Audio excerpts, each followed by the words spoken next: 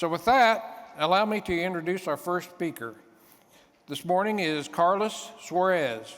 Carlos serves as the NRCS State Conservationist for California, a native of San Juan, Puerto Rico. He began his career with NRCS in the summer of 1990 as a student trainee in Puerto Rico and has served in many different capacities throughout his time with NRCS, including leadership roles with the USDA. In 2022, Carlos earned the Presidential Rank Award, the highest recognition bestowed upon a federal employee. He was the only NRCS leader to earn this prestigious award in 2022, and one of the very few from USDA to be recognized. This award highlights Carlos's leadership qualities and his dedication and commitment to equity and inclusion for all customers and employees. So please join me in welcoming Carlos to the stage. Carlos.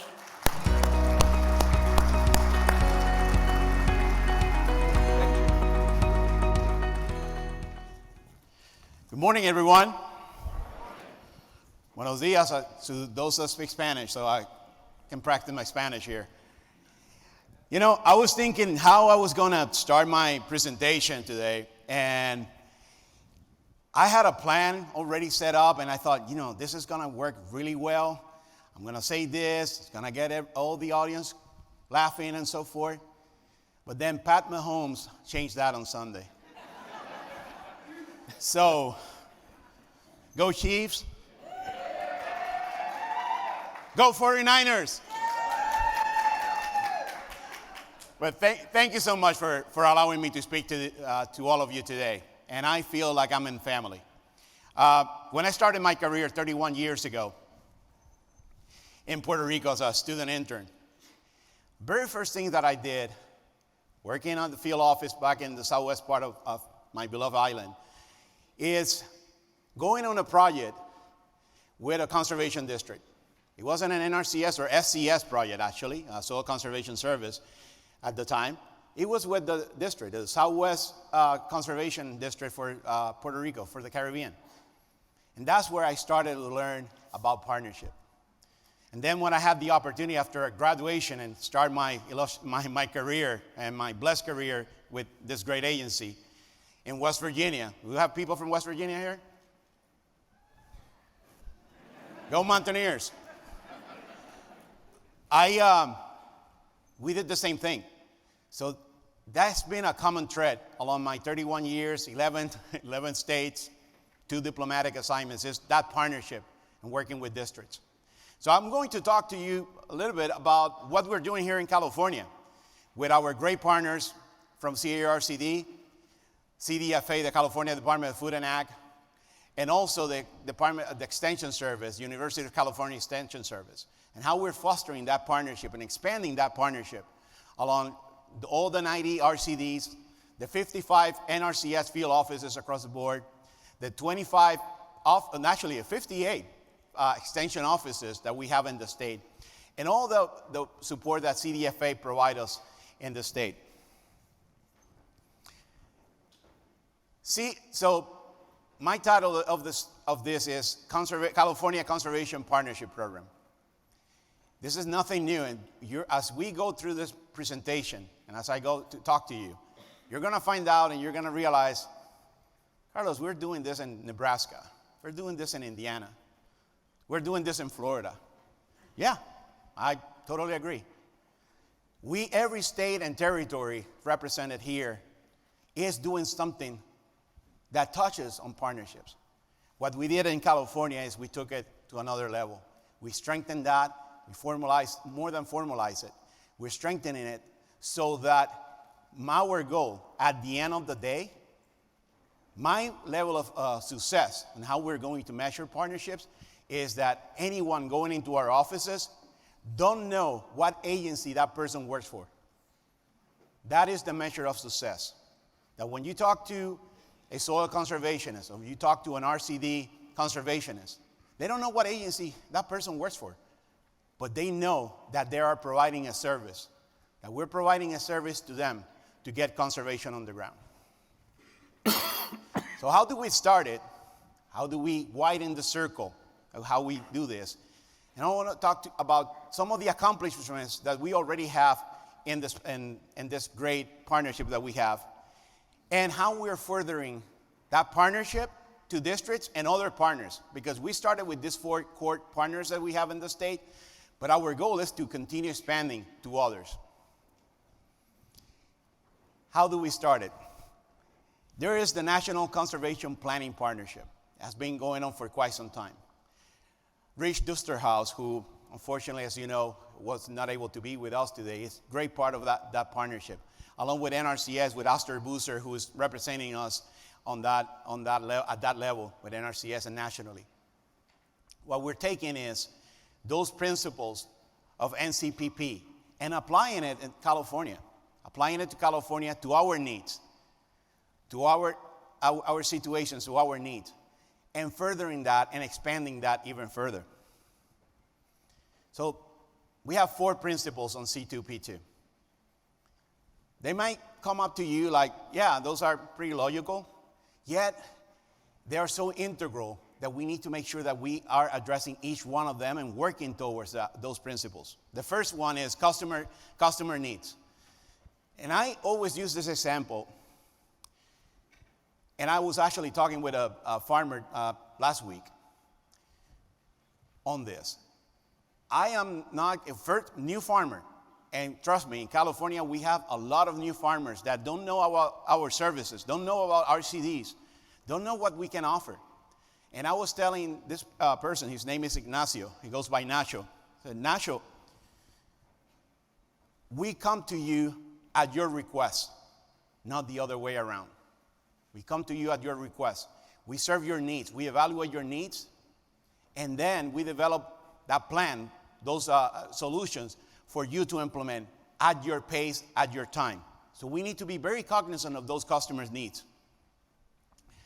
We are science-based. And this is one of the things that give me greatest pride. As a servant leader, even though I'm serving over 345 employees, hoping to get to 425. So this is my pitch here for recruitment. So anyone that wants to come to California, this is my pitch, my public service announcement. Our agency and our agencies are science-based. We go develop solutions based on sound science, not just from what we develop in NRCS, but also what our partners, our great university system, UC system, and also the Cal State system developing, and the solutions to our changing environment. Continue focusing on private working lands. No different than what I have been doing for decades. That is one of our focus. And again, it has to be voluntary. That service has to be voluntary. We cannot go to a farm with regulations or saying, you shall do this or that. Farmers, ranchers, forest stewards know what they need to do on the land and are the first stewards of the land. So we work with them on a voluntary basis to get that conservation. And you heard Secretary Ross yesterday. Back in December 2022, we signed an MOA. Don Butts, to my right on the picture, to my left. Glenda Humiston, Vice President of the University of California, and also no stranger to districts, and no strangers to USDA as a former undersecretary, and Secretary Karen Ross. The 4 of us signed this MOA. Why we did it on December 2022? What is the significance? This didn't happen by coincidence. We did it at the State Association meeting back in December in Sacramento. We did it at that time to show the commitment to all the districts that we have, that the 4 of us are together on this, that we have strong support from leadership to make sure that we expand and continue leveraging our resources, to make sure that our clients, our customers, get the best service possible to address their conservation needs in their land. Now, the basics. We just have to go through the basics like anything, right? First of all, was to evaluate what are the local partners. not only at the local level, but also statewide. Make those contacts. It does sound simple, but sometimes it's just a matter of picking up the phone, or more than picking up the phone. Just showing up to that office, showing up to that partner to say, hey, I want to work with you. That's sometimes all it takes to get a great partnership started. Start sharing ideas. What Nancy has at the CARCD have great ideas. I may have some ideas, and I'm learning from them. I'm learning from Secretary Ross, learning from Glenda on what they can bring to the table. And it's sharing ideas. Going with the understanding that their ideas and my ideas, they're not the only solution. There might be other solutions. So we're going open with an open mind. Then establishing that collaboration. And then as we do that, we have to evaluate our results. Are we hitting the mark? Are we serving our customers the way we're supposed to be serving them? Are we missing something, or can we expand our services? Can we bring other partners into the table to make sure that continues? So that basic circle, now we're expanding that and widening that circle. So as we do that, what we did with C2P2 is establishing 6 key pillars that are driving our partnership. First one, and you have heard this throughout the conference, is equity. Equity in the delivery of technical assistance. I have to give kudos to CARCD, and I have to echo the words of NACD Chief Cosby on the efforts that NACD is doing nationally and CARCD here in the state to expand and further that equity under services. We have to be conservation innovative and practice adoption. And this has been key for us in the past 2 years. We have been receiving rains, right? But not too long ago, we were in a drought. And it's not a matter of if that's going to happen again, but when. So we have to be prepared and be resilient for that. And as such, we are adopting practices such as groundwater recharge. And that came from an RCD, RCD and another partner, Sustainable Conservation, and the Santa Cruz RCD, who help us adopt what they were already doing. Our coordination and technical assistance. I was just having a conversation with a good friend a few minutes ago, and he explained it very well. Seems like sometimes we are doing things in lanes. And my partner to the left, my partner to the right are doing the same things. And rather than doing that in different lanes, why don't we just go into the middle lane and expand that service? And that's what we're trying to achieve with this. Coordinating our technical capacity, because as we bring in more employees, we expand our workforce. Technical capacity is going to be key, critical, to provide the latest technology, the latest resources, so that our conservation planners, our engineers, our biologists, range conservationists can deliver the best conservation science they can. Maintaining that locally led process. This cannot be from the top down. This cannot be from the top down. It has to come from the roots up. And that is critical. And we, the 4 of us as leaders, knows that and continue to support and encourage. And measuring the collective impact of our communication.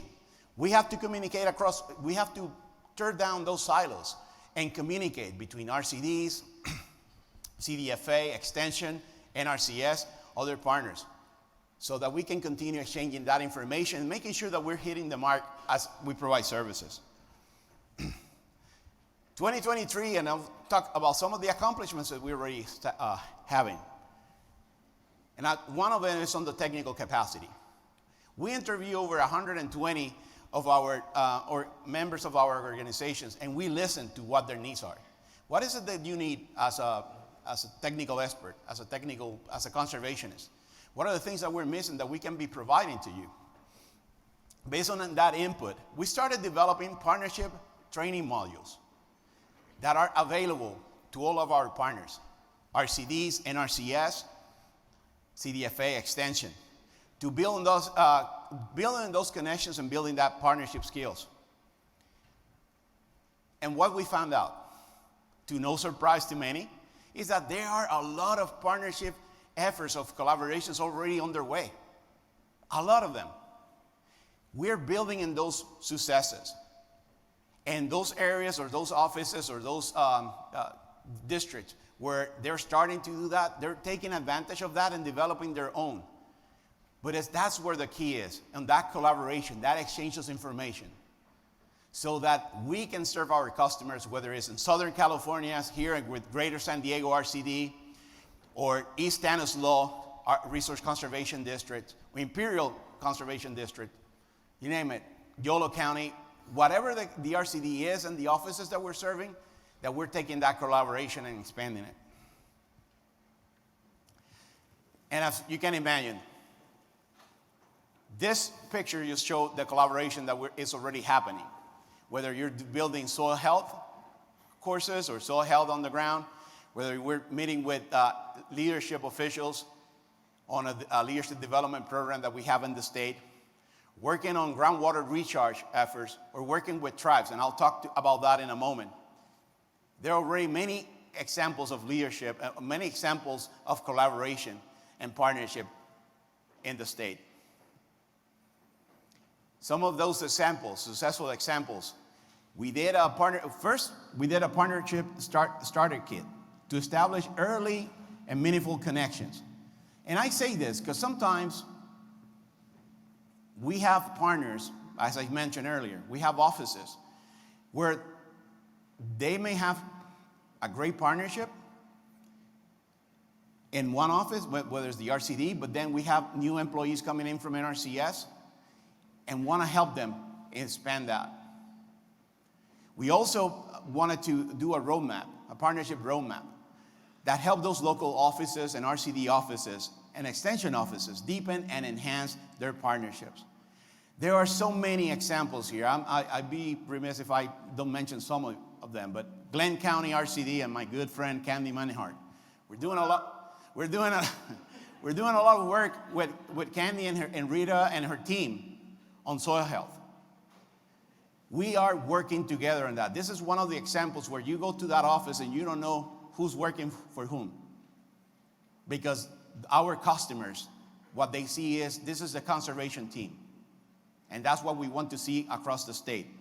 And we're seeing that. So what are we doing for 24? We want to expand on those pillars that we talk about. We want to leverage more technical assistance. And this is where, as the chief mentioned yesterday, we have funding available, but we also have funding from other sources, from other agencies. How do we leverage that funding? How do we leverage those resources so that we can expand that conservation in the state and be a model of collaboration?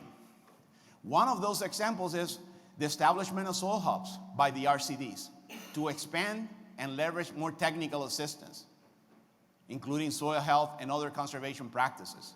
And that's something that I applaud the RCDs for establishing that and getting together and looking at the need and working with all other RCDs to expand that. Funding, we got funding levels going in, all from all sources, to implement IRA, implement technical assistance, and implement equity. And I'll be remiss if I don't talk about tribal planners, our tribes. We had over 110 federally recognized tribes in the state, over 65 state recognized tribes. And they are integral part of this process, of this effort. We are learning from them to implement their tribal ecological knowledge into our conservation practices. One example is the prescribed burning. We go to the tribes to help us develop that. So, with that said, I want to end up with a quote, and miss the author names on this, but I found this quote very, very appealing to us, very hitting the mark, and that is, the best partnerships are not dependent on mere common goals, but on a shared path of equality, desire, and it's no small amount of passion. I want to focus on the last part, on the passion. San Diego is beautiful, and I'm sure that all of you wanted to be here because of San Diego. Let's get your stage sign. But more importantly, you are here because you have a passion for conservation. And that's what makes us, not only in your states, but as a nation, strong in conservation. Yeah. Thank you so much for allowing me the time to share with you today some of the successes that we have in the partnership in California. Wish you the best during the conference, and go Niners again. Thank you.